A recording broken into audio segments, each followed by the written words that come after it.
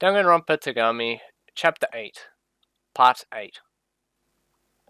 The first person I killed, Wasuke-san, couldn't be helped. He called me out to the bank of the pond on the night of the third day. Wasuke believed that the secret to gaining the reliance was to show enough determination to kill someone, so he set his sights on me, the youngest, and therefore the easiest to take out. While he was strangling me, all I could think about was you, Nei-san. At that moment, I realized that I didn't want to die then and there, because I had to become the Togami heir and rescue you from Suzuhiko.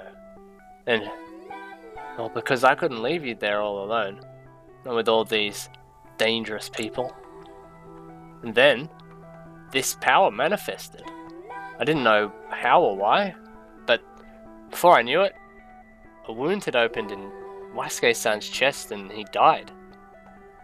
Since then, I didn't understand what was going on. I got scared, and I hid his body in a boat. I had wanted to push the boat to the center of the pond, but at the time I wasn't as used to dead bodies. It never occurred to me to ride in the boat with the corpse. With Wasuke-san's body hidden, I was about to return to my room when I looked up and saw Asagawa-san. She was in her room shivering. But, I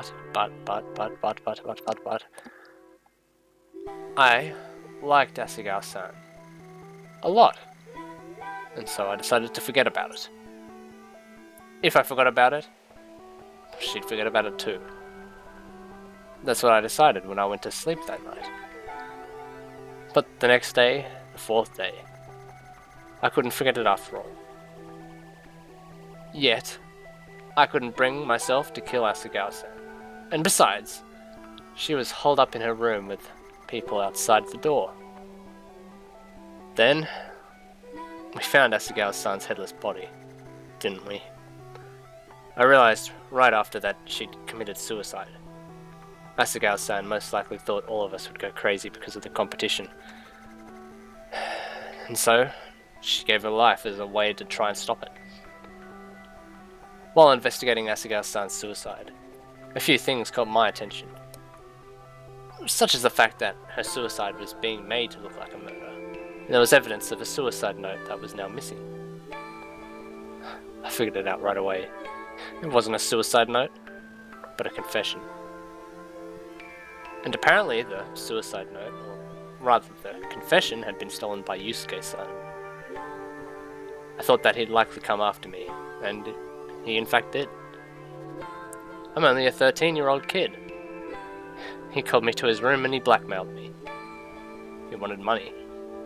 Well, since I was a member of the Togami conglomerate, I should have had more money than the average kid, right?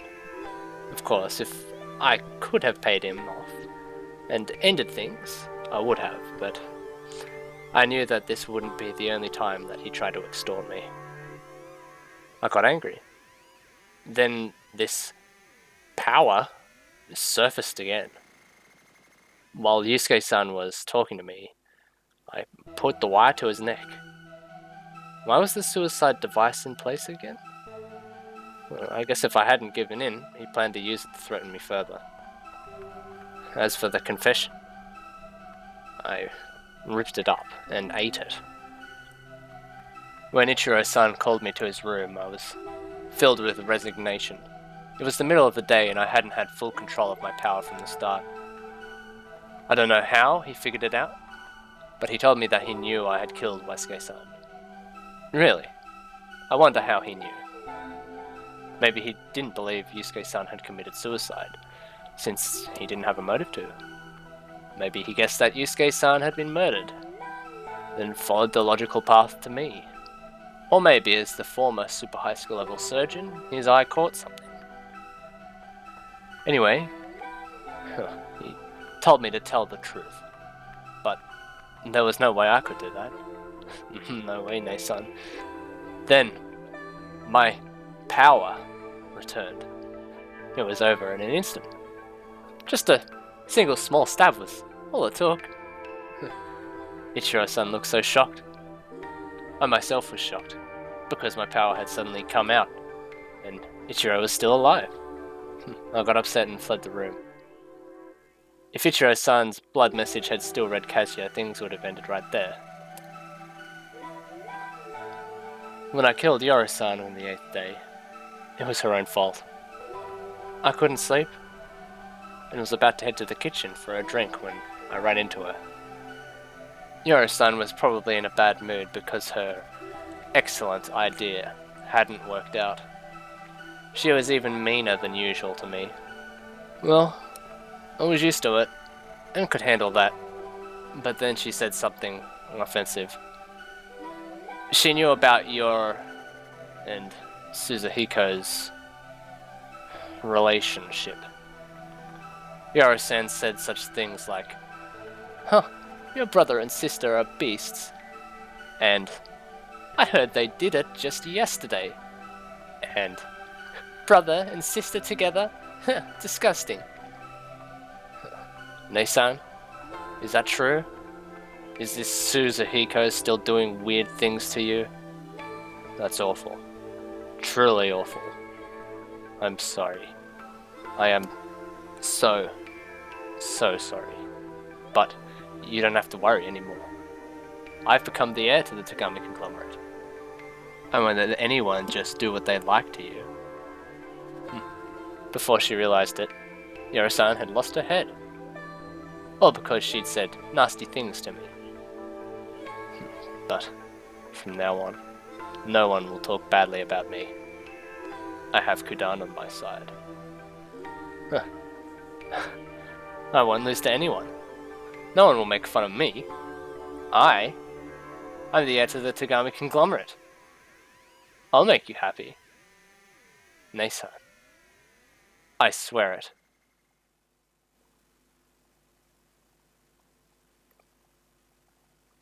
Part 9. It's about 11:32 PM and there's only about 12 hours before this Byakuya becomes a prince. He's trying to administer first aid to Shinobu, wrapping her in bandages and trying to stop the bleeding. He's being about as effective as his adopted brother's alternate personality will be as in a few years' future, and he feels compelled to make yet another observation that his sister is beautiful, this time while she's wrapped in bandages. And seriously, if he isn't already creepy enough, Kazuya is just... yeah... Shinobu manages to croak out a question. What was Yoro's head doing in his room? Byakuya blames it on Nanamura and Mitsuzo trying to frame him, and then remembers that he has to tell her about Takuya murdering his brother and being responsible for everything. However, Shinobu corrects him. You're the culprit, Kazuya. Byakuya argues, saying that Takuya is the real mastermind and they're looking for him. You killed people. Please stop. I only killed 4 people, and 2 of those were in self-defense. Shinobu tells him that he's crazy, which upsets Byakuya. He argues that he did it all for her sake, and she tells him not to do things like that for her. Then she starts to cry, and Byakuya wonders if it's because her wounds hurt, because... well, he's obviously really bad at understanding people, because this Kazuya is stupid. He tries to calm her down, blabbering on about winning the competition and how he's got Kudan's predictions, so... Then the door opens, and Jiro appears, with a knife in his hand. Byakuya realizes that Pennyworth had a master key on him, so the whole locking the door business was totally pointless.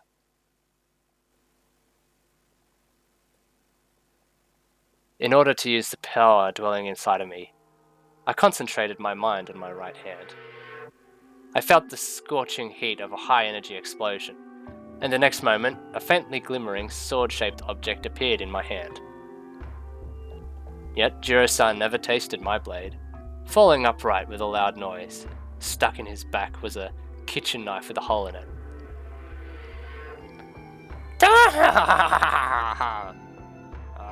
Huh? Laughing, Suzuhiko stepped into the room, and upon seeing my right hand, his eyes widened. "Ah! What's this? Are you, cosplaying as, Star Wars, Kazuya-kun? If that's the case, well, you shouldn't kill your big brother, but your dad. Oh, oops, spoiler alert. And here we thought we were on Earth. Huh. You're not my brother. You're a stranger, I said, cutting him off. Well, an adopted brother's still a brother, no? Well, legally anyway. But your blood is that of someone else. Huh, you're really cold, aren't you? You're like ice candies. Ice candies aren't really cold. What? Really? I'll kill you. I'll kill you and protect Ne-san. That's funny. My ears just heard I'll kill you and steal Ne-san. Suzuhiko shrugged. I know you're excited over getting your newfound special power, Kazuya-kun, but let's not forget the important goal. Weren't you looking for someone? I'm right here. So, Takeo appears in the doorway looking overwhelmingly confident. And if you're wondering about Kazuya's weird sword power, trust me, it gets explained, and you'll be like, oh, okay, that actually makes sense. Like, it's not in the way you think it does. Like, oh, he can do this, but like it's an explanation in a really metaphysical, well, not metaphysical, but meta way that makes sense in the end. Just we'll get to it. So yeah, Takeo appears in the doorway, and he says that there are only 4 of their siblings still alive, so they should get along. Oh, well, and he forgot Saburo. He's always doing that. Anyway, the 4 of them should play mahjong or something. Oh, well, he forgot about Saburo again. Suzuhiko, however, says he isn't falling for that. No one here is gullible enough to have their chain yanked by Takeo. Instead, Takeo asks him if he'd like to join forces and take over the Togami conglomerate with him. Turns out he was never really much into the competition, and he'd rather do away with the children's game and seize control using his own power. However, he's going to need help to do that, and that's where Suzuhiko comes in. Together they can topple the Togami family and build a new one. They can wash blood with blood. Start and end things in war. Then begin new wars. What does he say? Nah, Suzuhiko said. I don't want to work with someone who kills his own family just for his own personal gain. Takeo points out that Suzuhiko has done some pretty terrible stuff to his own sister, but Suzuhiko claims that that was love. Takeo repeats this incredulous, and Suzuhiko says sure it was love. If he doubts it, he can ask Shinobu herself. Byakuya is the one reeling even more from this. Love between blood siblings? What kind of disgusting nonsense is this? But Shinobu is not denying it. He can see from her face, even though it's half swaddled in bandages, that there's an affirmation there. And as we always know, observations made in a state of emotional distress are always correct and never wrong. Byakuya takes this about as well as you'd think, calling everyone messed up and insisting it's a lie. There's no way a brother and sister in real life could be in love. Sweet home Alabama. Suzuhiko, however, argues that in this world there's all kinds of similar instances. Mothers and sons, older and younger brothers, grandfathers and granddaughters. Somewhere a mysterious wave of nausea just hit Jin Kirigiri. This stuns Byakuya though. All this time, he thought that Shinobu was an unwilling participant in all of this. This whole time, he never doubted that she was a victim, and suddenly he's calling his idea of justice into question. Between you and me, I'm pretty sure that Kazuya is reading way too far into nothing, because he's stupid. I hate him. I'm sorry, everyone. If you like Kazuya, there's no... What? Why? Please, tell me why you like Kazuya. Like, I can't think of a single more unlikable character in this entire franchise.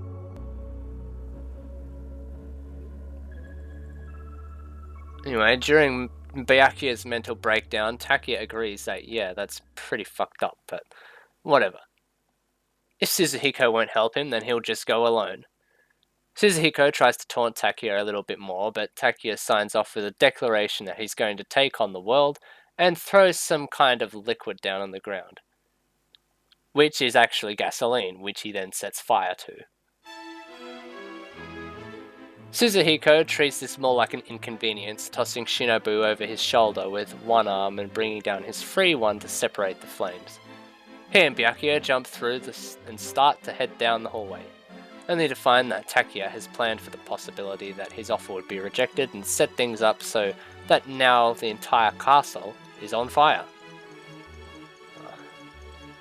Byakuya muses about how Takia is truly alone and can't trust anyone. It must be similar to how he feels now that he's lost Shinobu. He remembers the fourth prediction of the Kudan. Shall turn to dust. Suzuhiko picks a direction where there's the least amount of fire and tells Byakuya that they need to run away, since he can't kill flames. The castle continues to burn, choking Byakuya with smoke and catching his air alight. He muses that this is the same as the time Kuchinashi village is burned down, and assumes that this just must be his fate. He asks Suzuhiko if he can split the flames again, but he answers no. He can only do that for a second. Can't Byakuya use his inborn power? He tries to, but the fire prevents it from manifesting like how he'd like. He tries to, but the fire prevents it from manifesting how he'd like. Meanwhile, Shinobu has passed out, looking for all intents and purposes dead.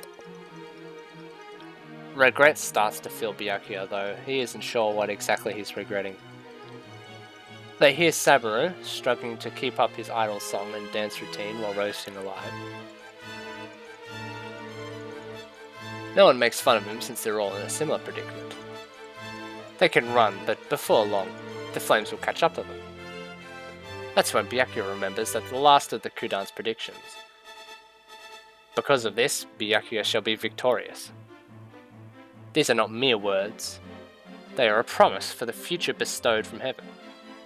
He will not die here. These flames will not burn him. It has been decreed that Togami Byakuya will be the victor. Just as he thinks that, a piece of the ceiling collapses, separating Byakuya from Suzuhiko and Shinobu. Suzuhiko calls out to ask if he's okay and tells him not to worry. And tells him not to run and worry about he and Shinobu. He should look after himself, just as he's been doing this whole time. Nissan. Please take care of Nissan. Leave it to me. See ya, Kashia-kun. Sweet dreams. Byakuya hears the sound of footsteps taking off, and with that, he's alone. He sets off, walking through fire and smoke, suffering from the pain, but confident in Kudan's prophecy. At one point, he hears a recording of Takia gloating about his win, and about how they won't all die in vain. He'll wash their skulls and present them on pikes to the Togami conglomerate. Takia has no interest in childish things like the competition or winning their father's reliance. The rest of them can all die singing a children's song. No, Byakuya thinks. The fifth prediction sings of his victory. He's not a child singing a silly children's song. He's a successor to the Togami conglomerate. The supreme ruler who will have rewritten the world map once he takes over. Takia announces that he'll be challenging the world, and he's very sorry that they won't be there to see it. Then his tape starts to melt, distorting his words in a fashion similar to that of a sputtering radio after the second satellite drop in Volume 1. With the tape gone, Byakuya starts to feel truly alone. Suzuhiko and Shinobu are gone, and now he doesn't even have an enemy to hate. I was alone. I was back where I started. I could hear the sounds of collapsing rubble around me. The flames were growing furiously. Before and behind me, there was nothing but fire. Everywhere I looked, fire. Even when I closed my eyes, fire. The redness approached to engulf me. There was nowhere to run. It was hot. But I didn't want to die. Because of this, Byakuya shall be victorious. I repeated Kudan's prophecy in my head over and over to gather my courage. Victory! Victory! Victory! Byakuya Togami's victory! Byakuya Togami's victory! Byakuya Togami's victory! Byakuya Togami's victory! Byakuya Togami's victory! Byakuya Togami's victory! Byakuya Togami's victory! Byakuya Togami's victory! Byakuya Togami's victory! Byakuya Togami's victory! Byakuya Togami's victory! Byakuya Togami's victory! Byakuya Togami's victory! Byakuya Togami! Byakuya Togami! Byakuya Togami? But my name was Kazuya Togami, not Byakuya. It was hot. It was so hot.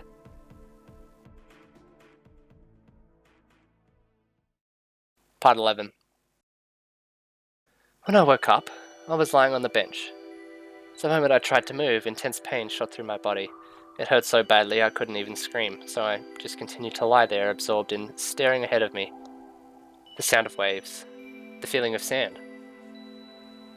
The sun shone in the blue sky as if it were escaping, so bright it hurt my eyes. How long had it been since I'd seen such healthy scenery? Lately I'd been shut up in that castle. Castle? I managed to turn my head in the direction of where the castle should be. Tower Joe Castle had been completely burned down. Chaos and despair had likely served the trigger to the explosion. As I thought that, my head was suddenly flooded with tragic images. Death. So much death. The flashing blade stabbing me numerous times. The child that had gone crazy. That person. The same as always. And fire. Within a moment, my brain reached its limit and I was assaulted by a headache. I wanted aspirin. I heard a far-off clattering sound, but slowly it got closer. I couldn't move, and I didn't even have the energy to be moved. Before I realized I was crying. I wondered why. I could only feel tears in my left eye. I forced my arm to move and felt where my right eye should have been. Though my face was half covered in bandages, I could still somehow tell that what should have been there was missing. Clatter, clatter, clatter. I saw small wheels and realized that they belonged to a wheelchair. Beside them were women's shoes. On the edge of my vision, I saw the detective's assistant, Polaris-chan. Come to think of it, I didn't remember seeing Polaris on the helicopter. With surprising strength, Polaris lifted me and put me into the wheelchair. Then she checked her watch. It was 11:50. The sun was about to hit its peak. The 10th day. Today was the final day of the competition. There were only 10 minutes left. After 10 more minutes. When I went to speak, discomfort rose in my throat and I coughed. Polaris-san, seemingly without care to my condition, began pushing the wheelchair. Though most of Tower Castle had been destroyed by the fire, there was one section that was still standing, like a brave solitary tree. On the way, we found a corpse. It was burned so black that I couldn't tell the gender, and for some reason the arms were held up in a celebratory banzai pose. Knives with holes in them were stuck down the body's back as if representing a parent's sins. Despite seeing the body, I felt no emotion. I just wanted to hurry up and go home, go to school, take a midterm exam. We arrived at the cafeteria. Having been spared by the flames, it was unchanged since we ate dinner there in the previous night. The long table covered in white cloth. The stove where we used to play hide and seek, where we were scolded by Pennyworth's sound for it. All of it was untouched. I felt tears on my cheek once more. I was alive, but everyone else, they were already... Polaris-san left me and walked inside the cafeteria. She seemed to be fiddling with the tape, but at that distance I couldn't tell. Click! The sound of a button being pressed. Polaris-san held the tape recorder to her face and began speaking. Was she recording something? Beep, beep, beep, beep. There was an electronic sound and the tragic images exploded again, causing my head to ache. The memories of flowing blood and multiple deaths threatened to shatter my skull. Yet if I listened closely, this sound had a different tone from the alarm that I'd heard in the kitchen. It was more official, like microwave beeping. Once the electronic noise ceased, a decidedly business-like sound reached my ears. Voice, language, recognition complete. Your answer has been deemed correct. You have been given permission to become the next head of the Togami conglomerate. Congratulations. The competition to determine the next head of the family is complete. Anyone left over as of this moment, you are stripped of the Togami name and the authority of the Togami conglomerate. That is all. Shortly, this tape will self-destruct. Compared to the catastrophes faced so far, this tape recorder broke with an extremely modest crack and some minor smoke. Polaris-san, having lost interest in the tape recorder, turned heel to leave the kitchen. Her long blonde hair shone and fluttered dreamily. Excuse me. I strained my vocal cords to get out of my voice. That tape, what? But Polaris interrupted me, saying that a ship would come to meet us soon. That was the first time she'd spoke since I met her. I asked her about the tape, but all that she replied with was that the competition is over. After referring to her by name, Polaris revealed that her name, in fact Polaris P. Polanski, was just an alias all along. Who are you? That's been decided from the start. I'm the Togami conglomerate's heir. Polaris-san produced scissors and roughly cut her golden hair. My name is Byakuya Togami. Part 12. Byakuya Togami, having revealed himself, has been in disguise the whole time as Polaris begins taking out his contacts and replaces them with his glasses, complaining about how putting something directly in your eye is the proof of humanity's idiocy. Shinobu asks why he didn't just wear his glasses if contacts bother him so much, and Togami huffs, claiming that glasses don't complement female clothing. And that's a big oof for Toko. He proceeds to change into some men's clothes, completely altering his appearance from the taciturn girl to a haughty boy. Shinobu asks him if he's a Togami, and he answers yes, he's one of the 108, ranked lowest at bronze. He asks Shinobu if he knows how the 15 of them were chosen to participate in the competition, and after allowing her half a second to about it, answers that it's because their mothers were considered the best. They had the best breeding, the most money, the best political connections. That's all. The children's own abilities had nothing to do with who got picked for the head candidacy. Yeah, Kijo is such a sleazeball, isn't he? Shinobu manages to get out of half an argument, saying that if they won, their father would, but Togami cuts her off again and tells her not to be so naive. Everyone went all out in this competition and probably truly believed that they'd win, but really they were nothing but victims. There's no reason for a bronze rank competitors to take part in the race. He understands that it affords peace of mind to rank and sort by pedigree rather than individual ability, but he resents that the underlying theme is that the Togami heir cannot possibly be someone of unknown origin. So in other words, please don't take offense to this. You don't come from a good family? Togami doesn't answer this, instead saying that he'd changed the rules. If the world wouldn't let him shine as it was, he'd get involved in the competition himself. He used several different aliases to get there. Once he was a day trader, another time a detective's assistant. So the real Togami used a bunch of disguises to con his way into the competition. My head hurts. Shinobu wants to know about how being Nanamura's assistant would have helped, and Togami answers that he knew Nanamura only took cases with high price tags, which meant that he was more than likely involved with the Togami family. Shinobu is pretty impressed by this, but Togami shrugs it off, saying that it's because he is a Togami, that it's only natural. He always wins. He'll win next time, and the time after that. That's the path he walks.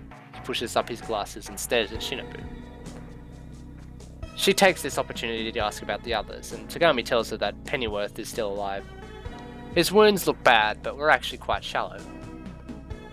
Takia is burnt to a crisp in the entryway. Saburo's been roasted like a pig. And he can't find either of Shinobu's brothers.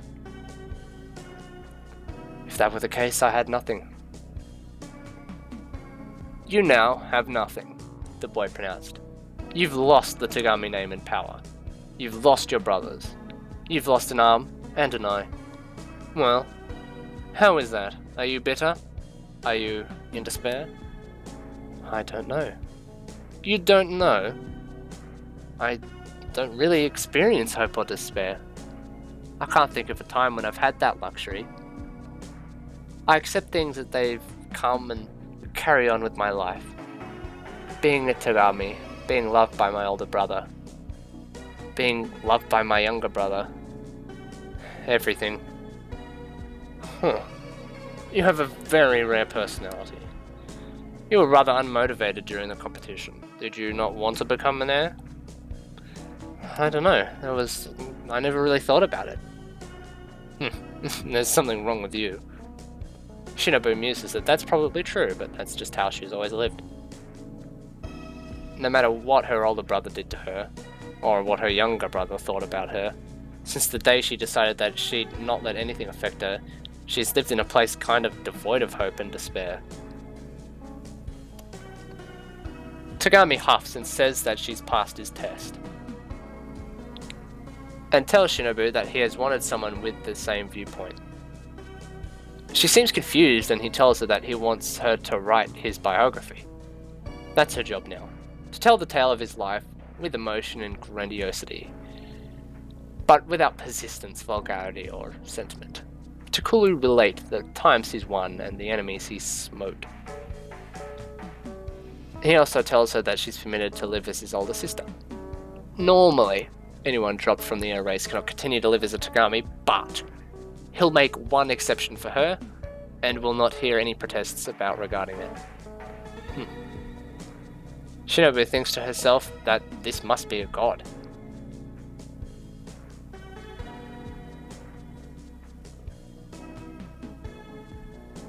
Unreality Flashback Epilogue. The boat arrives to pick up the two survivors of the biggest, worst incident in the history of the Togami family, and Pennyworth presumably. And Shinobu thinks about how eager she is to get back to the world.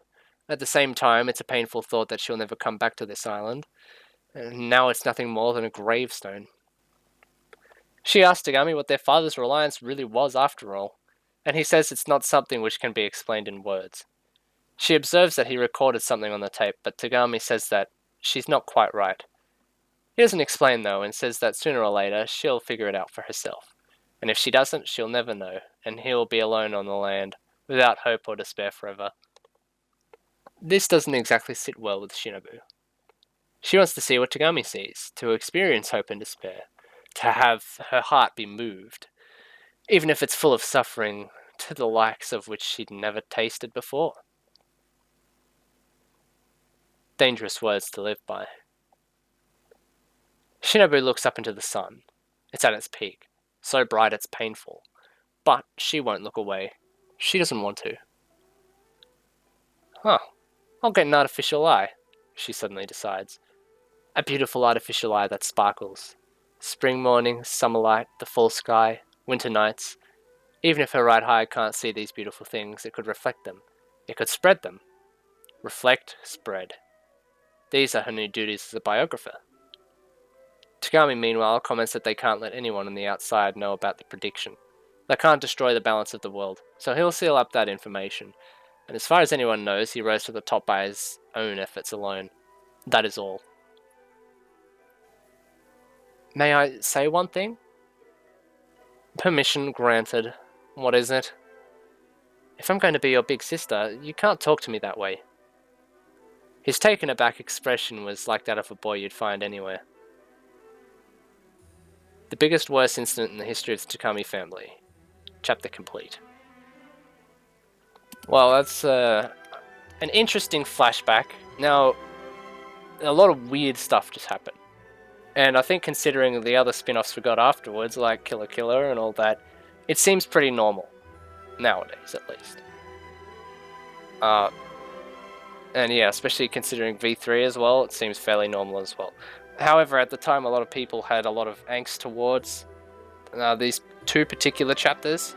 And I mean, I can totally see why. Kazuya is a total douche nozzle. And the stuff he does makes, without the proper context of the explanation, no sense. Like a sword, like that he just summons a lightsaber. Like, oh, what? It's like the one time when somebody's head gets cut off and then reattached, and they're like perfectly normal. that was a thing that happened sometime. So this flashback, this is going to be real spoiler heavy, because I know there's going to be some people like, well, this is stupid. So if you don't want to listen to the explanation and spoiler about this flashback, which is going to literally spoil up to volume 3.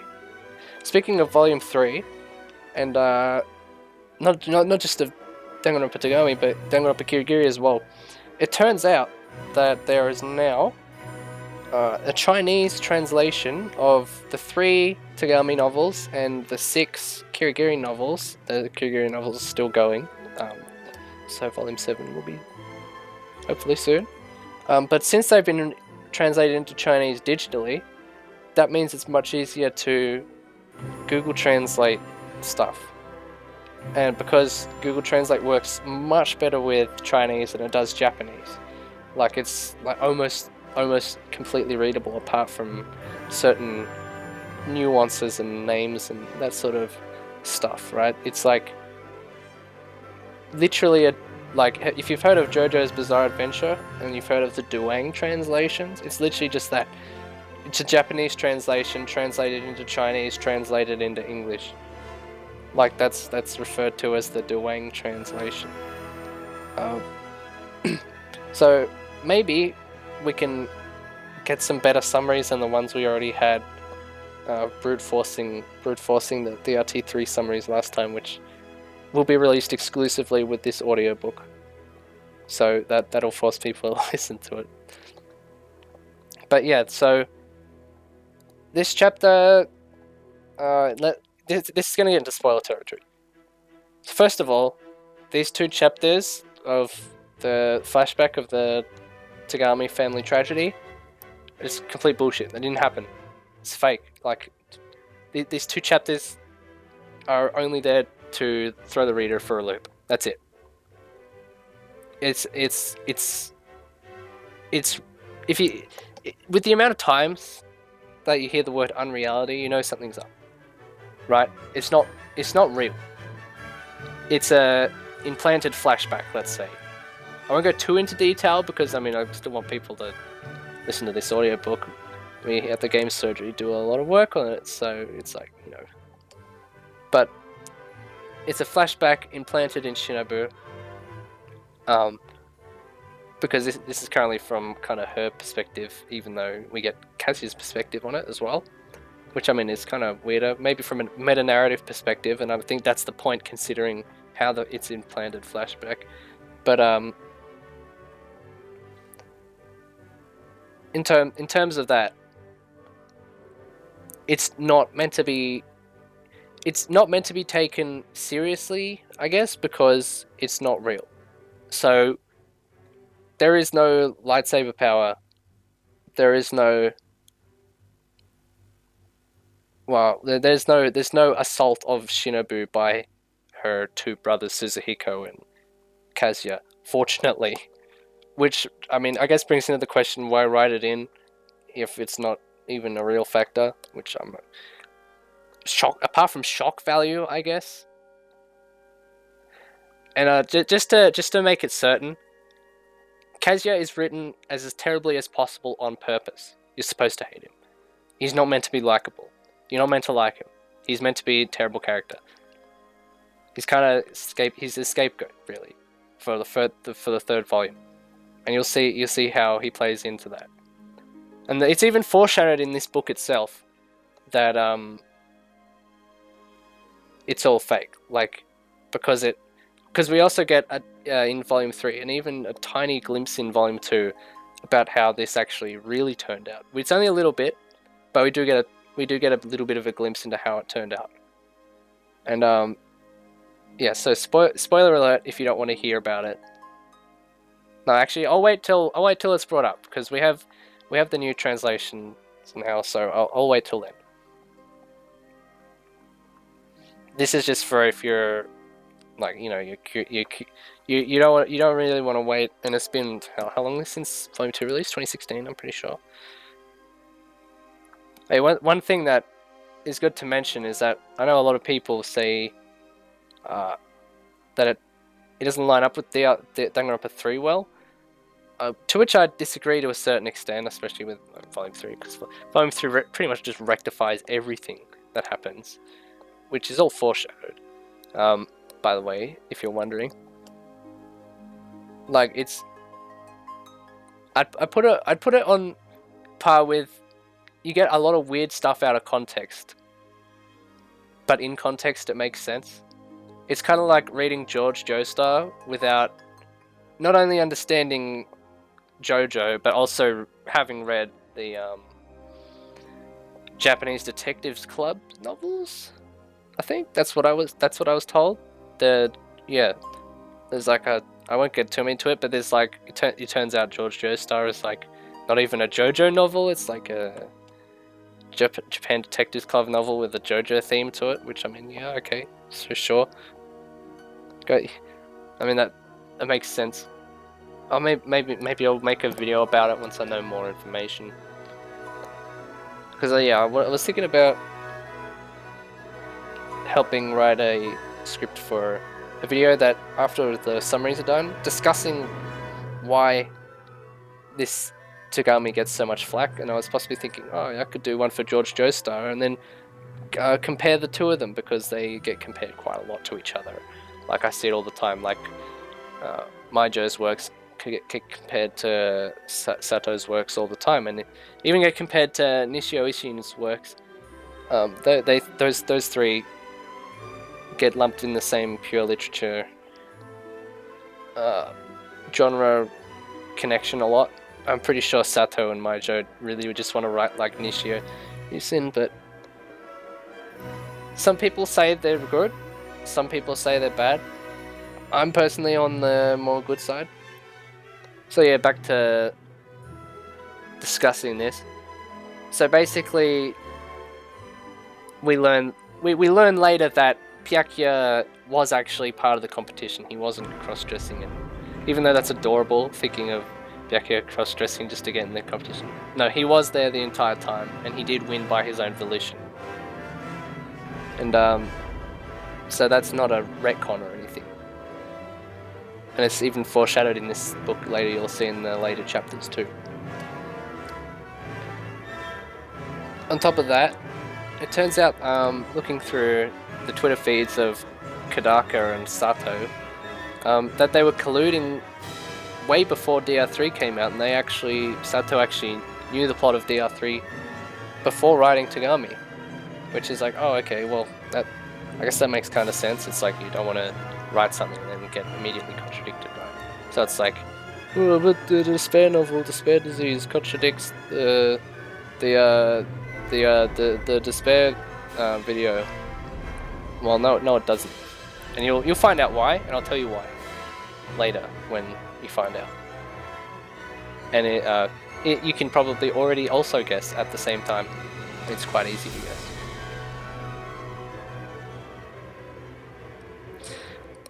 That also reminds me, a long time ago, in Volume 1, there was a confusing scene where I said something like, oh, how does Suzuhiko get from Japan to the Czech Republic? And I said that was possibly a plot hole. It turns out I was incorrect. It is not a plot hole, because in actual fact, he was in the Czech Republic the whole time. We just thought he was in Japan because everyone that he met was Japanese there, coincidentally. So he had the Mystery Research Club, Satomi Alba, and he was there. But if you look at the reference image, not images, if you look at the text references, you'll notice that there's pretty much no reference of Japan, And all the discussion about the housing and scenery matches much more like with like a sort of shanty town in Prague in the Czech Republic than it does in Hokkaido, which is where he mentions once where he came from at the very beginning, and even that the chief of the Hasegawa Research Institute mentions Hokkaido as well. So that clears that up a lot. Thank you, TV Tropes, for reminding me. Maybe I should make a video debunking everything on TV Tropes.